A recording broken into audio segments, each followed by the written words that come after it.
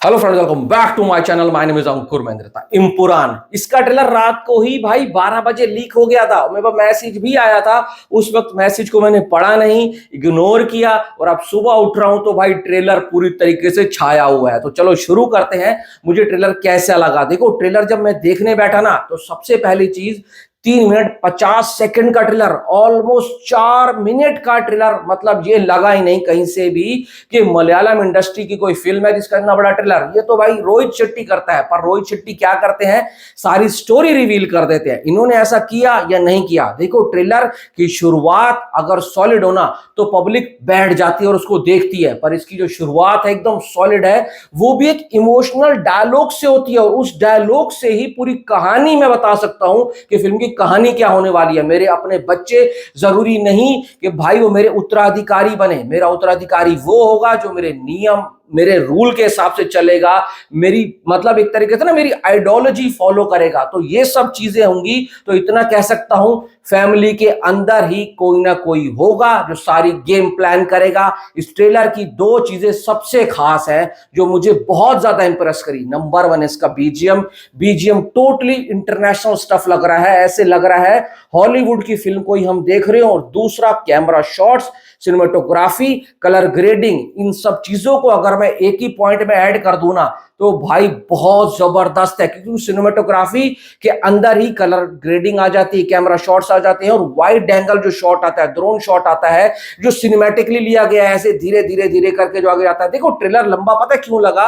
क्योंकि almost trailer के अंदर जो कटिंग की गई है ना वो बहुत स्लो मोशन के अंदर की गई है, पर जो कैरेक्टर्स को रिवील किया गया है वो बहुत सॉलिड लगता है। मतलब 1-1.25 मिनट के बाद ही आपको मोहनलाल सर देखने को मिलेंगे और पृथ्वीराज तो जैसे टीजर में एंड में आए थे, यहां पर भी एंड में ही आते हैं, पर उनका जो इंट्रोडक्शन सीन है वो बहुत सही है। अब इस इंट्रोडक्शन को फिल्म के अंदर किस तरीके से दिखाते हैं, कितना एलिवेशन होगा, कितना एग्जीक्यूशन सही रखेंगे, वो तो देखने में पता लगेगा। पर एक बात कहना चाहूंगा, पैसा बहुत खर्च किया गया है। एक्शन सीक्वेंस की कोरियोग्राफी और वो जो दिखाया पूरा एक तरीके से, आपने देखा होगा पूरे जो हथियारों का वो दिखाते हैं ना, जकीरा, वो कितना सही लगता है। वो ऐसे लगता है कोई एक वॉर वाली फिल्म हो और वो तैयारी कर रहे हो वॉर पर जाने की। सारी चीजें बढ़िया तरीके से दिखाई गई हैं।